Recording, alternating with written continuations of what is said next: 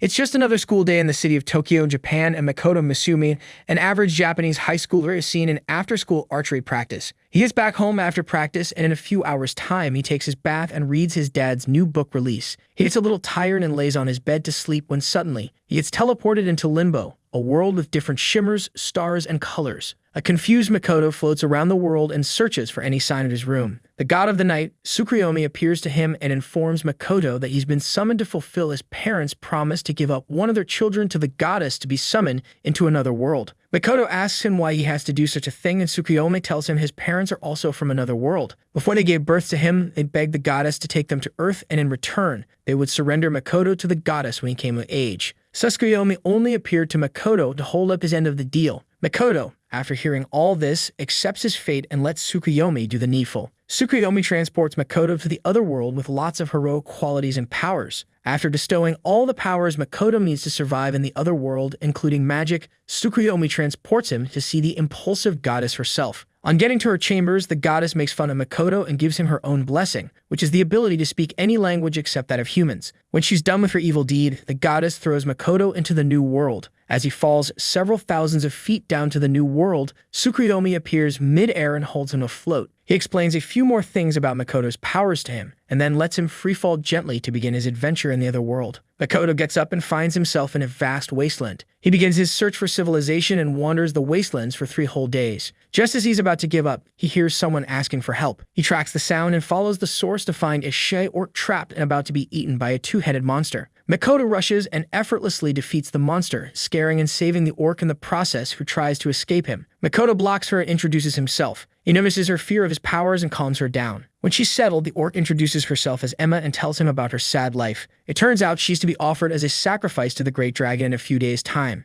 Makoto notices the nice aura around her and decides to save her from being sacrificed before following her to her settlement. There, Makoto is given food which he munches like a crocodile on steroids. Emma makes sure to serve him more food as he eats his fill. While eating his meat, Makoto notices Emma using a levitation spell to transport things around. He asks her about it, and she tells him it's just magic. Makoto then asks her to teach him magic, and she agrees. Once he's done eating, Emma takes Makoto to a spot and teaches him how to create a fireball. She does her demonstration and asks Makoto to try it out. When he does, he produces the largest fireball that creates a dent in their cave. Emma measures his magic level afterwards and gets disappointed as it measures level 1. The following day, Makoto leaves the orc settlement after writing a letter to Emma to search for and defeat the great dragon so Emma doesn't have to sacrifice again. He treads through the wastelands and takes a little rest before continuing on his journey. He then tests out his magic again and summons a flaming arrow and a bow. Then he shoots a fiery arrow at one of the great dragons, Akashen's altar, destroying the worshippers there. The worshippers meet their demise and emit a red mist after they're gone. Just then, the great dragon Shen appears to fight Makoto. However, Makoto, who's already seen through most of the attacks, dodges them all and beats down the dragon with a series of insane punches. After getting enough punches for the day, Shen puts Makoto in his infamous memory box and takes a peek at Makoto's memories. He spectates the time when Makoto shriveled in his pants as a girl crushing on him, Hasegawa, asked him out. Shen laughs at his cowardice and gets a look at Makoto's other juicy memories. Makoto realizes he's in a genjutsu and snaps himself back to reality. He gets a more refined understanding of his powers and creates a zone around him where only he can manipulate them. He uses this power to break himself out of Shen's zone and prepares for round 2. Shen curls up and begs him for a ceasefire. When Makoto accepts, he then asks the hero to form a contract with him. Makoto takes a few minutes to think about it, but Shen's persuasion makes him accept the terms and conditions. In a matter of minutes, Shen signs a contract with Makoto and becomes his servant. This time, he transforms into a beautiful heroine with good bodily features, if you know what I mean. After getting Shen on his side, Makoto asks her why she's taking a human form. Makoto tells him it's because he won her fair and square in their fight. The rules mandate the loser to take on the form of their new master after the contract is formed. After some small talk, Shen asks her master if she could take him somewhere. Makoto gives her his permission and she transports both of them into a demi-plane using a mist portal. On getting inside the plane, both Shen, the creator of the plane, and Makoto get confused as the demi-plane is supposed to be dark and unsightly compared to the bright, evergreen land it turned out to be. The duo try out some persimmons and enjoy the landscape. After sightseeing the beautiful demi-plane, Makoto tells Shen to take them back to the land of the orcs to clear up the misunderstanding they had with them. Shen transports herself and Makoto back to the real world and finds Emma running towards them. Apparently, she was rushing to come and warn Makoto of fighting the dragon. When she finds out he's already defeated the dragon, she faints from happiness. That night, the villagers throw a huge party to celebrate Makoto's victory over Shen, the Great Dragon. Shen is seen drinking excessive amounts of ale as she discusses something with one of the orcs there. At one point in their discussion, she asks the orc if they would like to come to live in their fertile demi-plane lands. The following morning, the orcs all pack their belongings and get ready to leave their lands for the good land in the demi-plane. Makoto finds out too late and confronts his servant for going behind his back and bringing the orcs along with them. However, Shen divides herself into another Yumber fragment and argues with her master. Together, with the help of the orcs, Shen manages to convince Makoto to accept the deal. When he does, she transports all the orcs on the land to her demi-plane. Almost as soon as they get there, the orcs begin building another settlement in the rich lands of the demi-plane. Several days later, while Makoto practices his magic elements, Shen takes a dive into his memories to watch a historical drama movie. Makoto notices her getting too excited about his memories and stops her from doing so. Shen thinks long and hard about what to do and comes up with a way to threaten her master into letting her watch the things in his head play out. After he agrees to let her watch, Shen gets bored and decides to step out and look for materials she'll need to make a TV so she can watch easily. When she's out, Makoto checks a memory about his parents and promises to follow the path they both followed to eternity. Just outside the outskirts of the orc settlement, a dwarf gets chased and attacked by the black disaster spider. Not so far away from where he was, Makoto finds two orcs having trouble cutting down a large tree. He steps in and uses his powers to slash the tree in half before handing it over to the orcs. He then heals the wounds of one of the orcs and continues his journey. Up next, Makoto settles down somewhere to rest a bit. He finds his blood dripping and tries to heal himself, all to no avail. Just then,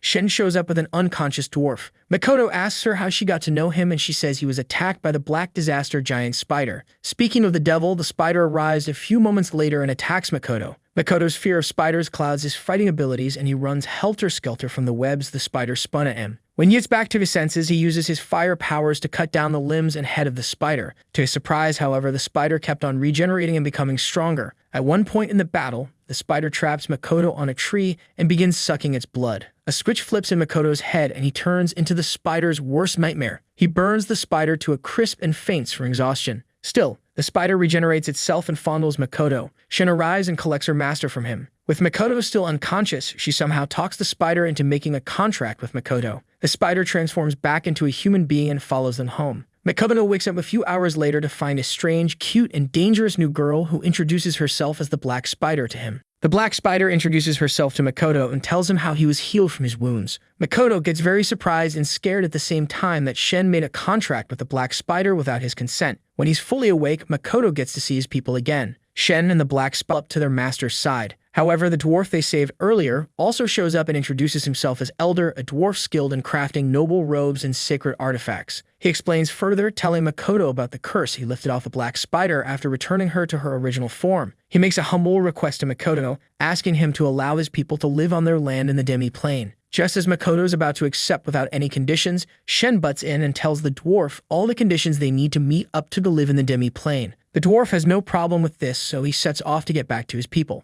After a full recovery, Makoto steps outside the demi-plane to search for humans. On this day, his search is fruitless, and he's called back inside the demi-plane by Shen. On getting back, Shen and the Black Spider ask Makoto to give them names. Makoto reluctantly names Shen Tomo. As for the spider, he names her Mio. Both ladies glow as they love the names their master just gave them. Up next, Makoto presents himself as the young master to the new citizens of the demi-plane. His two servants cast a vote to decide which title suits him the most. After deciding to call him Young Master, each colony begins introducing themselves. First, the dwarves present their chief elder, who introduces himself and pledges his loyalty to Makoto's rule. Next up, the mist lizards from Shen, or Tomo's faction, present themselves to join the demi-plane. Thirdly, Mio shows Makoto her clan of alchuminoid spiders and forces them to introduce themselves to their new masters. After the necessary introductions, Makoto ends the meet and greet, then rushes off the stage to continue his search for a human settlement. He's lucky this time as he finds a beautiful lady somewhere in the wastelands. He approaches her and tries to talk to her. However, the lady sees something else and runs for dear life. Confused, Makoto follows the lady to her settlement and finds a group of soldiers waiting to send him away. Makoto tries to communicate with them, but since the goddess made him unable to speak with humans, they couldn't understand him. Makoto rushes back to the demi-plane cussing at the goddess for his misfortune. Back in the demi-plane, Emma and his two other servants reveal the reason why Makoto looked so scary to the humans earlier. They tell him about the cloak of mana hovering around his body. To the humans, this makes him look like a demon king. Makoto promises to work on this deformity and appear normal to the humans. Over the next few weeks and even months, Makoto learns all he can about the human language, common, and even tries getting the dwarf elder to make him a ring to suppress his powers. The first ring fails, but as time goes on, the dwarf craftsman creates a ring that can suppress enough mana. Makoto also learns to display the human common language while walking. He gets very happy as he leaves for the human town the very next day with his servants. On getting to the town of Zetsuya, Makoto and his people make their way to the Adventurers Guild to register as adventurers. The attendant finds their dress weird and makes some snide remarks about them. Following the small talk, the attendant explains the power levels at the guild and their significance. She also mentions the rewards they'll be getting once they complete their missions. Now all that's left is to measure their power levels. Tomo and Mio both measure power levels much higher than 1,000. Makoto, on the other hand, only gets one power level. After registering themselves at the guild, Makoto and his servants get to the inn around town to rent a room for the night. The receptionist tries to dupe them but soon succumbs to a heavenly power after much pressure. Makoto and his servants, after settling down in their rooms, get back to town to get something to eat. While in town, Makoto and his servants sense people following them. They wait until nighttime to lure out their followers and teach them a lesson. When night comes, Makoto and Mio pretend to be two drunk lovers, so the followers underestimate them. However, they get shocked when a street kid approaches them to ask for help. Makoto and Mio are surprised to see a child roaming the streets. Mio rudely asks the child about her origins, but Makoto scolds her and gets closer to the child. The girl, who calls herself Rainan, tells Makoto that she's on a quest. When asked what the quest was about, she cries and hugs Makoto. Makoto then decides to take the girl back to the demi-plane, not knowing that someone was watching them from behind a corner. Makoto takes Rainan to his room in the inn and finds out that the little girl was working with a crime boss in their town of Zetsuya to free her captured sister and hopefully return to their home. At that moment, Tomo finds a group of thieves trying to steal their wagon. She catches up to them and executes all except one of them, whom she captured and brought to her master. Makoto scolds Tomo for killing all the criminals and sentences to a 1-hour lecture with him. Rainan interrupts their conversation and asks for some food. Makoto gives her Tomo's food and also gets to see a sketch of Rinan's sister. Makoto's mood changes after noticing how similar Rinan's sister is to his sweetheart back in the real world. Later that night, Mio returns from her outing and finds her master and Tomo peering into the memories of the criminal Tomo captured earlier. After getting her exact location, Makoto orders his servants to infiltrate the prison and free Rinan's sister. The duo hesitate to follow the orders initially, but soon succumb to their master's demands after seeing his serious face. After they're gone, he keeps wondering if Rinan's sister is Hasegawa's doppelganger. On their way to the prison, Mio and Tomo talk about their master's memories. Mio gets jealous at Tomo was being able to see their master's memories so easily. Eventually, they cut off their talk as dawn approaches. By morning, Makoto and Rinan ride their wagon into town to deliver some merchandise. On their way there, Rinan narrates her sob story, telling Makoto how she and her sister fell into the hands of the most powerful and arrogant adventurer in all of Zetsuya. Elsewhere, Rinan's sister To explains the reason behind her fighting. According to her narration, she entered the wastelands and brought tragedy on herself and her sister, just because she wanted to restore her family's honor. Just as she's about to zone out, Tomo and Mio appear to her and break her out of the cell she's in. They plan to sneak To out of the cell, but they're caught, unfortunately, by Mills Ace, the most powerful adventurer. While riding through town, Rinan spots one of Ace's henchmen. She ditches her ride and sneaks to an alleyway to meet with him. Makoto uses his locator spell to fish out the building she's in and eavesdrops on the conversation. Turns out the boss wants her to steal from Makoto despite his kindness towards her. Rinan asks if there could be another way, but the boss tells her she has no choice. After sending Rinan off, the henchman returns to his boss, Mills Ace. He finds Mills in a face-off with Tomo and Mio and recognizes them as the adventurers who exceeded level 1000. Mills smiles and asks them to join his team, only to get no as an answer. Mills then proceeds to insult Makoto and angers the girls. They unleash a powerful magic attack on him, but he blocks it with his magic barrier. The girls get serious with the boys and pummel all of them to oblivion. When they're done, they find out they've already destroyed about half of the entire town of Zetsuya. Rather than reflect on their actions, the girls get into another argument and decide to let out their frustration on the rest of the town. Together, Mio and Tomo both level the entire town of Zetsuya to the ground. Rainan is soon reunited with her sister and has Makoto and his two disgruntled servants to thank. After putting the sisters to sleep, Makoto punishes his servants for leveling the city. He ties them up and shoots them back into the demi-plane. After Makoto's servants learn their lesson, Makoto leaves the destroyed Zetsuya for a military base. There he spots a soldier telling the attendant about the horrible things that befell Zetsuya. Makoto stands silent as he watches the soldier tell the attendant about the monsters that attacked the city and destroyed it. It's then revealed that Makoto had altered the memories of everyone in Zetsuya so they don't remember what truly happened that day. Once the soldier's done with his story, the soldier tells the attendant that Tomo and Mio saved the city with their level 1000 powers. The attendant refuses to believe Makoto's servants are at such an insane level. Makoto steps in and shows her proof. Then he steps over to Tomo and gives her punishment. Makoto sentences her to several days on a mission known as Night Errantry. Driven by the drive to hone her skills, Tomo blindly follows her master's order and leaves to find her way. Mio, on the other hand, is just happy to finally be alone with her master. On their way back to the demi-plane, Rinan chats a little bit about Mio's feelings for Makoto. Makoto ignores them and keeps riding the chariot until they come across some red bees. Makoto asks Mio to do the needful, and she takes down the entire swarm in less than a minute. The travelers get down the chariot and harvest materials from the bees. Once they're done, they continue their journey for days on end, camping by nighttime and anytime they get tired. 3 days later, they run into some ruby eye monsters. Makoto asks Mio to do the needful. However, Mio protests and asks her master to do it himself. Makoto finds out the monster's weak points from the people and gets down to finish them off. Since he's a level 1 adventurer, the travelers all wait for his demise as they feel he's too weak. Makoto shocks them when he takes down all the monsters in a few shots. The travelers get down the chariot and begin harvesting materials to sell in the market. After gathering the materials they need, they finally get to the next town of Sage. There, Makoto and his team get registered as adventurers and get to check for any special quests. He finds one from the Rembrandt Trading Company and discovers that they need some ruby-eyed monsters. He quickly gathers the remains from the travelers, exchanges contact with them for a meal later before parting ways with them. That night, Makoto meets with his people at the butcher's shop to have some good meat. Makoto tastes the meat there at the shop and finds out it's actually good meat. He munches on the roast like a caveman and gets to know the other travelers he came to Sage with. Hazel is the drunk alchemist in the team, Louisa is the gunner, and Renina is the priest knight who challenges Makoto to an arm wrestle and loses for the first time in her life. Mio, however, focuses on getting more meat for herself and her master. After the introductions, Louisa tells Makoto about the terrible rumors she's heard about the Rembrandt Company. Bad things always happen to adventurers who help them.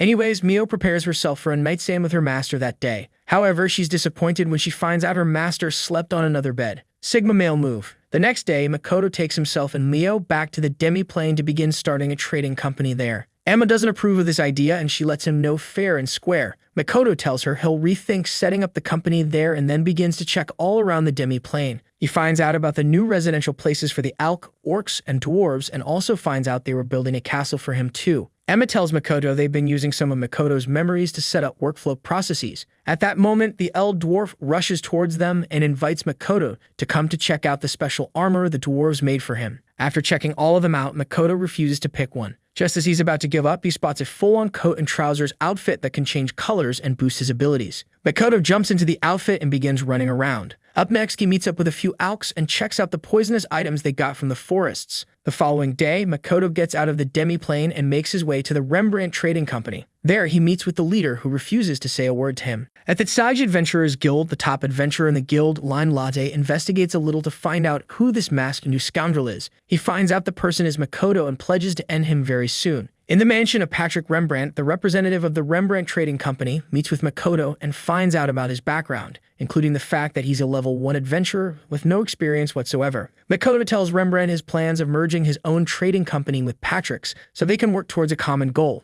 Seeing his status, Rembrandt, however, declines the requests and talks down on Makoto's strength and abilities. Rembrandt gets the shock of his life when Makoto takes out the remnants of the ruby-eyed monster and presents it to him. He quickly changes his bias on Makoto and tells him the real reason why he needs the eyes. He tells him he wishes to create a special medicine, ambrosia from the ruby eyes, so he can cure his wife and daughter of a cursed disease. Makoto offers to help and even tells them he has an alchemy master who can help them out. He then brings out more ruby-eyed monsters and gains his favor. Rembrandt gives him a signed receipt and sends him back to the guild with his approval. On getting back to the guild, Makoto finds out he has to pass 2 tests to join the guild. The attendant there underestimated his brain power and gave him a cheat book to study before the test. Makoto checks out the book and finds out the questions are for 8th graders in the real world. He pays for the test and takes it right there. To everyone's surprise, he passes with flying colors. Makoto's actually surprised at the dumbness of this era as those questions were easier than ever. The teacher decides to make his next test hell. He reads out a few things for him to get to pass his next test. Makoto thinks about the conditions and offers materials he already had with equal values to the one the teacher asked.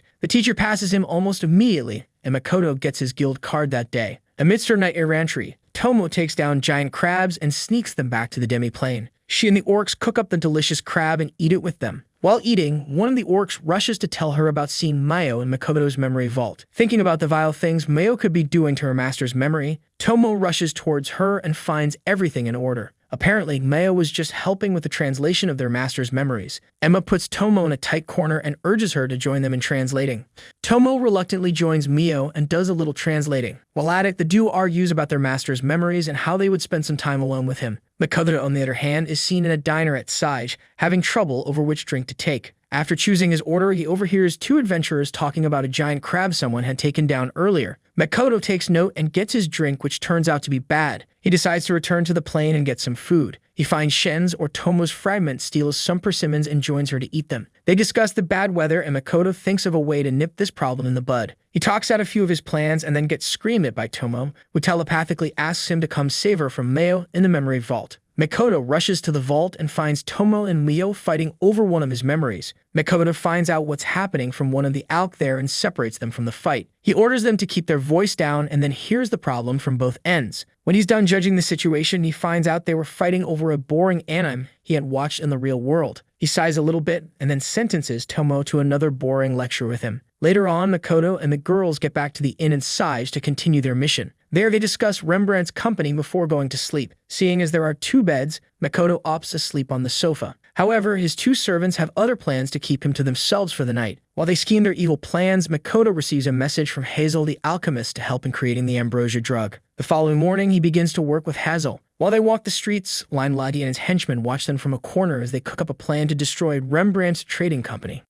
A few days later, Rembrandt and his butler Morris are seen torturing a man till he dies in their hands. Later on, Makoto and Hazel arrive at the mansion to begin the synthesis of the ambrosia drug. Hazel gets cold feet seeing as he's at the place of a very powerful person. However, Rembrandt calms him down as they move towards the lab to begin synthesizing the drug. Rembrandt explains the entire process to Hazel and allows the alchemist to begin the synthesis with an incantation. The incantation takes a bit too long, so Makoto helps shorten it. When he's done, they begin synthesizing the drug. Morris stays with them all through the experiment until they produce the first dosage of the drug. Hazel nearly spills the drug, but Makoto helps him up and takes the drug to Rembrandt. On getting to the living room, they find Rembrandt lying down injured. Puzzled, Makoto asks Rembrandt what happened, and he tells him his feral wife and daughters attacked him when he tried to administer the drug to them. Makoto sees that their ferocity might turn out to be a problem, so he tells Rembrandt to take him to his wife and daughters. Initially, Rembrandt underestimates him, but Makoto reassures him that he won't be defeated by some cursed monsters. Rembrandt takes Makoto to his family quarters.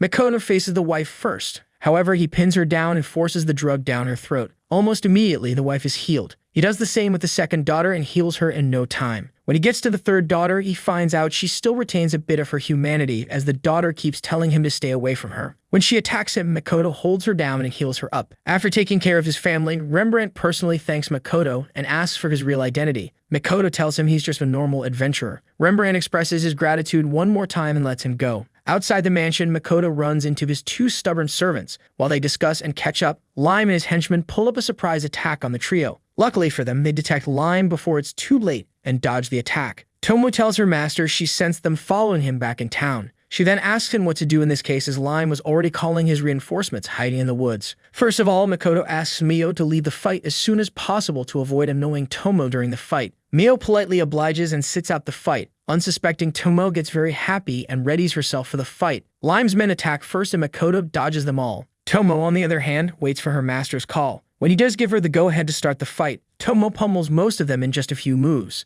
Now Lime and his henchmen are left behind. The henchman tries to escape the fight, but Makoto holds him down. After capturing the two of them, they begin their interrogation. Tomo peeks into Lime's memories and finds an orphanage as one of the most important ones there. When asked to talk, Lime confirms that his faction was the one who placed the cursed disease on Rembrandt's family. However, things weren't supposed to get this bad as they only wanted to teach Rembrandt a lesson for being a very bad boss. Makoto checks that he's telling the truth and sends him back to tend to his wounded friends. Lime tends to his friends and gets back to the Rembrandt mansion to tender his apology. Rembrandt and his butler accept his apologies and tell him his punishment. Lime tells them not to worry, that he'll be retiring from the guild immediately. Up next, Tomo meets up with Lime at the orphanage he swore to protect and asks him to work for her as a spy. Lime listens to Tomo's offer and considers it very okay and beneficial to him, so he accepts the job without worry and begins working immediately. Tomo gives him his first paycheck, which is 1,000 gold pieces, and gets him fully on board. When she's done with that, she sneaks back to the Rembrandt mansion to find out what evil things they were planning. She overhears Rembrandt and his butler planning to spy on Makoto and then leaves shortly. Makoto and his servants return to the demi-plane only to find out they're going to get their hands full for a while. While at lunch, Makoto finds out from Emma, the orc, that the warriors undergoing training in the demi-plane are in despair over their abilities.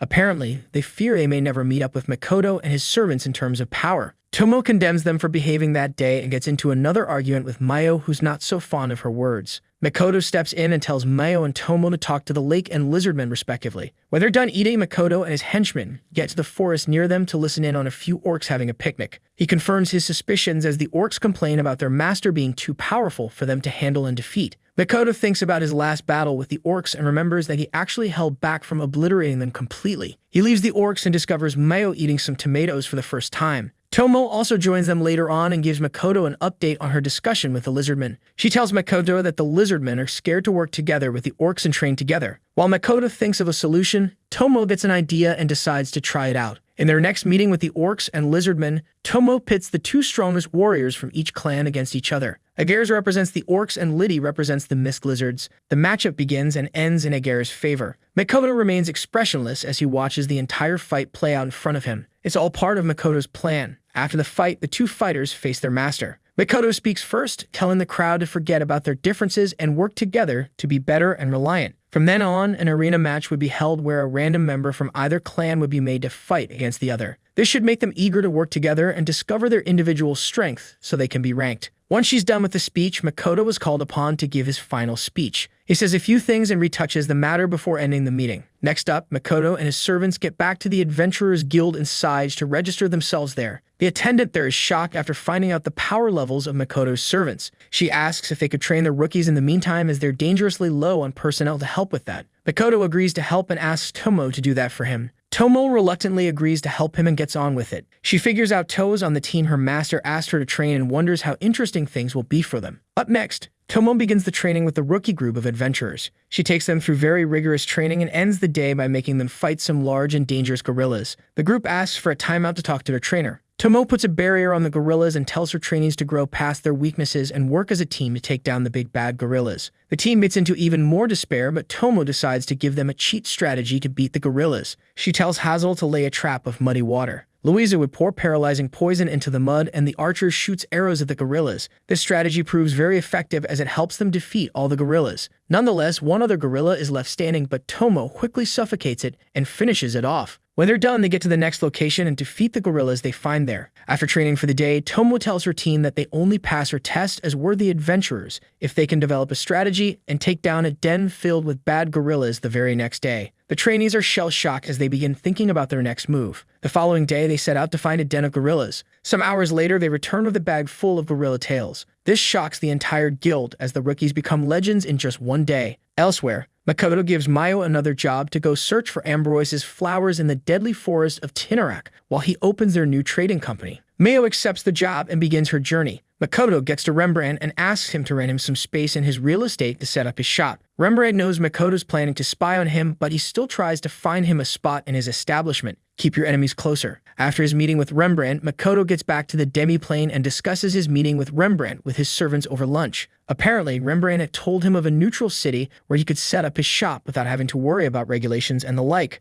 Mayo takes some adventurers and gets to Tinarak Forest. As they pass through the deadly forest, they fail to realize that they're being watched. The two people watching Mayo and her squad reveal themselves after they're gone. They begin following Mayo and her team's tracks, hoping to get them later on. Meanwhile, Makoto's people throw a party to celebrate the establishment of Makoto's trading company. At the party, Makoto gives a half-assed speech and begins the celebrations. Tomo's fragment serves him some food to eat, and he gives her a pat on her head. Since they're the same body, Tomo feels the same effect on her forehead. Mayo notices this and becomes very jealous of them both. She tries to get their master away from Tomo, but Tomo quickly intervenes and pulls her away. Makoto gets to talk with an Alk who would stay in her transformed state for long periods. She expresses her gratitude to their master for his graciousness and gives him a brief update on the state of affairs before leaving. When she's gone, Liddy, the lizard man who fought in the arena earlier on, meets with his master. He tells him a little about the progress he's making at training before leaving. Makoto ends the meet and greet session and hears from the dwarves. Eld, one of the older dwarves, tells his master about the interesting weapons he's heard the humans make themselves. Makoto grants him the responsibility of watching over their new shop so he can experiment and make new weapons for the team. Following his meeting with the dwarf, an orc walks by and thanks his master for giving him such a nice job to do. Elsewhere, Mayo and Tomo discuss their young master, telling each other to take things easy with him. They suddenly sense their master nearby and begin to fret. Tomo and her partner, Mio, trace their master's scent and find him practicing with the bow at a range he hastily created. They confront him and ask him how he's still alive. Apparently, they thought he was dead or something because he seemed to transfer his consciousness to the target when he was practicing the bow and arrow. Mio keeps the waterworks coming as she thinks she's actually seeing her master's ghost. Tomo, on the other hand, analyzes Makoto's mana and commends his mana growth. Makoto freaks out as he begins to think his mana absorption rings stopped working. He asks Tomo if she could see the Demon King's aura around him again. However, Tomo tells him that she doesn't see such mana around him. Instead, she sees tremendous amounts of mana on par with that of the goddess. Makoto gets irritated as he hates the goddess's guts. He then uses his Kai to conceal his mana back and continues petting Mio. Tomo, however, gets a little pissed at her master for being that strong. Being the warrior she is, she decides to enjoy the moment while it lasts. The next day, Makoto gets back to Sage to check his shop out. He walks aimlessly in the streets wondering what to do as his brain fog gets in his way of thinking. Apparently, the girls couldn't let him sleep the previous night from all their arguments and ranting. While he walks, he senses a bag flying towards him. A demi-human rushes over to pick up his bag, thanks him, and continues on his merry way. Makoto turns his head and lands it on a beautiful woman's chest. Sadly for him, his servants catch him staring at the melons on the woman's chest and drag him back to their hotel room. They both trap him in a corner and prepare themselves to do the bed thing with him. In other words, they were preparing to grape him. Makoto tries to reason with them, but his words fall on deaf ears. After they rip his clothes off, Makoto uses his powers to chase them away and teleport back to the demi-plane. Back in the demi-plane, Emma finds him hanging on a tree and takes him to the dwarf to get a change of clothes. Mio tracks her master to the dwarf's shop and apologizes to him for her weird behaviors earlier. Makoto then asks her to accompany him to find the new species of ambrosia flowers. Mio gets flustered and jumps at the offer. Together, Makoto and Mio get to the Tinarek forest.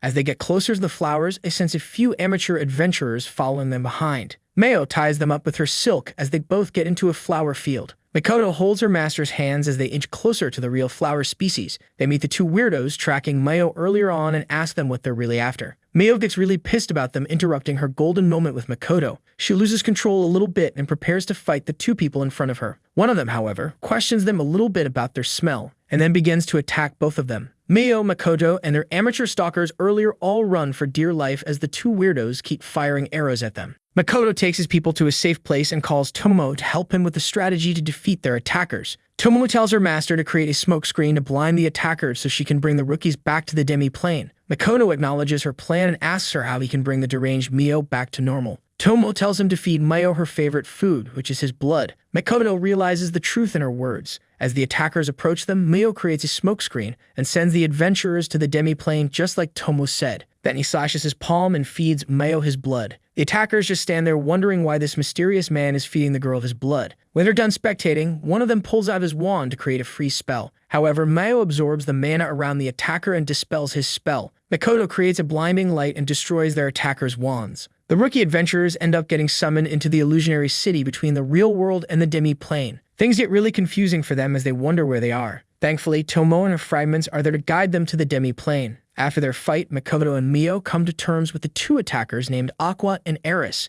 The duo agrees to take Makoto to their secret settlement in the forest to meet the others and get their consent for the acquisition of the ambrosia flowers. On getting to the village, Makoto and Mio get to the Council of Elders of the Forest Ogres. Know the story, the village head explains to Makoto that they're a different breed from the elves as people often mistake them for such a species. While they discuss, Nildostori's son Adobo arrives to greet his guests. After introducing himself, they explain to Makoto why they have to keep hiding from their enemies. Makoto understands their point and just keeps mute. When asked about his identity, Makoto tells Adono they're just merchants in search of the ambrosia flower. The meeting ends there and Makoto is taken to his room alongside Mio. Makoto is seen discussing with Aqua and Eris in his room when their master, Mondo, busts a hole in the wall and introduces himself to Makoto. He shakes hands with the mysterious merchant and gets a good feel of his magic powers. Mio gets pissed at Mondo for holding her master's hands and punches him several feet behind. While on the floor, Mondo wonders why Makoto suppresses his powers so much. He promises to make Makoto regret coming there. In the meantime, Makoto asks Mio to help him investigate Adono and Mondo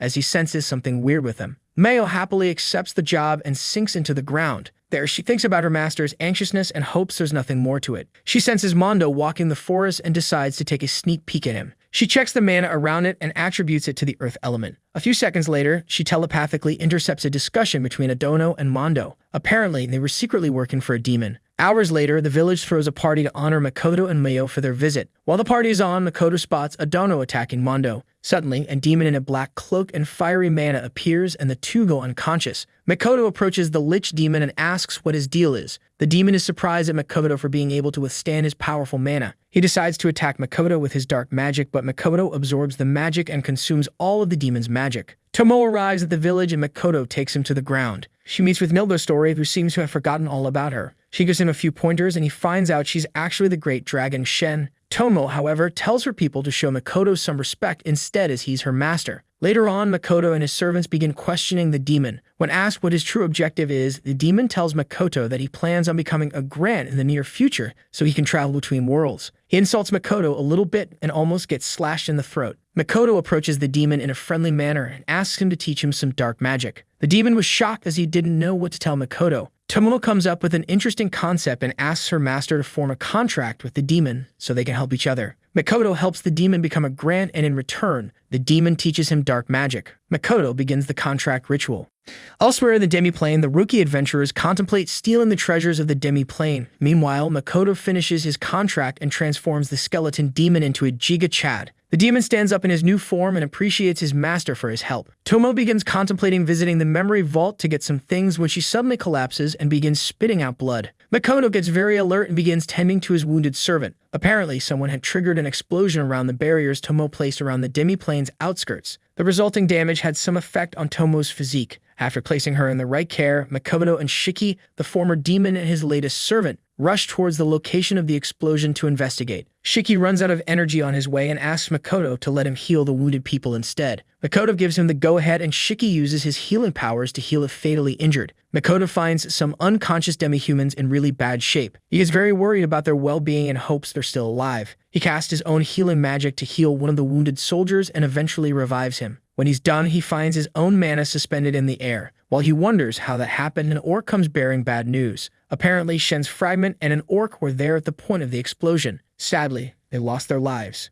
Makoto gets to the exact location of the explosion and finds remnants of a mist gate. He puts his hands on the other end of the mist gate and feels the presence of another adventurer on the other side. As he touches the adventurer, he begins to see the memories of the woman with beautiful melons that he crashed into a few weeks back. So it turns out the woman actually caused the death of the orc and Shen's fragment, as Makoto sees herself and her crew harassing the orcs in the illusionary city. Makoto gets super annoyed at the way the woman treated his own demi-humans. He opens a mist gate and appears in front of the pesky adventurer woman. The woman, who's just barely injured, gets really scared when she sees Makoto's expressionless face. She tries slashing him with her sword, but Makoto keeps getting closer to her. He says a few words of regret to her, cuts both her hands, and then slits her throat. After ending the bully's life, Makoto accidentally shed tears, for this is his first time. The next day, a memorial service is held for the orc and Shen's fragments who lost their lives. Makoto seems different as he gains a new perspective on the world. After the service, Makoto tells his servants about his experience earlier. Tomo's the one who sees memories, but he was able to see the adventurer's memories. "What's happening?" he said. Tomo laughs and tells him he was able to read it because of the deep trust they all had in each other. Mayo is jealous of the bond between Tomo and Makoto and shows it. Tomo keeps on teasing her until they get into a big argument. Later on, Makoto meets with Liddy, Emma, and another Alk to get updates on their current nation. He hears all he needs to hear and dishes out new orders for them to complete. Next up, Makoto gets to the Dwarven warehouse to inspect some of their latest weapons. When he's done, he goes on to pay his final respects to the families of the deceased orc. By nightfall, Makoto makes up his mind to finally do something about the Demi-Plane's future. He transports himself to Rembrandt's mansion in Sige to discuss setting up his business. Their meeting comes to a successful conclusion as Rembrandt finds a suitable land for him to start his business. He also writes a letter of recommendation for anybody looking to hire him. Makoto decides to pay him back by removing his mask and showing him his real face. Rembrandt and Morris chuckle at his simplicity and wish him a good day. Back in the Demi-Plane, Tomo and Mio complain about their master spending time with Shiki recently. Makoto ignores them and continues eating his lunch. When they're done, Makoto lets the girls know that he trusts Shiki's ability to study humans and that's why he's been following him. He gives both of his servants a book they can read to increase their abilities. The ladies are joyous about their gift as Makoto dishes out new jobs for them while he's away from the demi-plane. In his endless quest to study humans and the goddess, Makoto plans to enroll himself in the Tsage Academy so he can learn more about humans. Some hours later, he takes Shiki with him and prepares a magic circle to teleport them both to Tsage. Sadly, the goddess had other plans as she used that circle to teleport Makoto directly onto a battlefield. On getting there, two warriors approach him and slash two of his fingers off his hands. After receiving the attack, Makoto calms himself and carefully analyzes his enemies. He notices the two warriors' tremendous strength and thinks of a way to counter them without going all out on them. One of the warriors, Sophia, Aka the strongest adventurer ever, Aka the Dragon Slayer, launches another attack on him. Makoto steps back and dodges the attack and begins to question the warriors. He asks them why they were attacking him, seeing as he never for once quarreled with them. Sophia tells him they're warriors siding with the demon army in a war against the humans. Makoto uses his GPS spell to scan the area around him and finds several thousand demons waiting for Sophia's signal to attack. Makoto knows he has to fight these two warriors for real this time round. He releases a little bit of his power from his mana-absorbing rings or drop mirror and fires rapid-fire balls at his enemies. However, Mitsurugi, the other warrior, blocks the attacks and creates footholds for a partner to climb on and attack their enemy, Makoto. Again, Makoto dodges the attack and faces his enemies once again. Thinking they finally removed the goddess' protection from their enemy, Sophia prepares to launch another attack, but Makoto tells him he's not in any way affiliated with the goddess. He asks for their names and gets to know that they're some of the strongest adventurers ever seen in all of the human realm. After the introductions, Sophia and her partner find out that Makoto's just an ordinary merchant according to him. They refuse to believe his words and prepare another large attack on him. Makoto gets tired of the prolonged fight and removes some of his drop mirror rings. He summons a fiery bow and arrow and shoots it at his enemies. Sophia and Mitsurugi take a strong hit from the shot. Before they recuperate, Makoto fires another one. This time, it's a water-themed arrow. Sophia dodges the shot and gets behind Makoto, hoping to slash him with her powerful sword. On getting there, Makoto takes out one of the special weapons from the dwarves and cuts her sword in half. Sophia attaches herself to Makoto, takes him high up into the air, and then leaves him to free fall into the suspended icicles they place to puncture him. Makoto surprises him and destroys the whole terrain after removing all of his drop mirror rings. Sophia and Mitsurugi survive the attack, but they lose almost all their clothes in the process. Makoto passes out immediately only to wake up in the demi-plane some days later beside his servants. Meanwhile, Rembrandt gets a letter from one of his spies reporting the incident that happened earlier on the supposed battlefield. Makoto gets back in his suit and meets with all of his servants to discuss their next course of action. He keeps his resolve to travel alongside Shiki, decides to learn the basics of magic so he can be better next time. Mayo and Tomo still complain about being left alone to take care of the demi-plane while he's gone. To soothe their minds, Makoto tells the girls that they're his trump cards and the only people he can rely on. Makoto clears things with the girls and prepares to leave for Tsage. Before leaving, however, another fragment of Tomo Komo arrives and greets her. Elsewhere on the demi-plane, Eris and Aqua join the fighters in the training camp. When she gets tired, Eris rushes to the bushes to eat some bananas. Makoto gets himself to Tsage to begin his journey in the academy. In the meantime, Mio, Eld, and some others showcase the frivolities of their shop to the passerby humans in Tsage. After seeing their products work, they get loads of customers in just one day. People are noticing the progress in Makoto's shop, including Rembrandt and Morris. Tomo, on the other hand, keeps supervising the shop and recalls how much the explosion affected the people and demons around him. That evening, he spends some time alone reminiscing about his people from the real world. He reassures them that he'll make them proud one day. Just then, Emma approaches him and gives him some updates on the demi-plane. As he walks back to his domain by nightfall, Shiki desperately calls for his help as Tomo and Mayo are fighting again.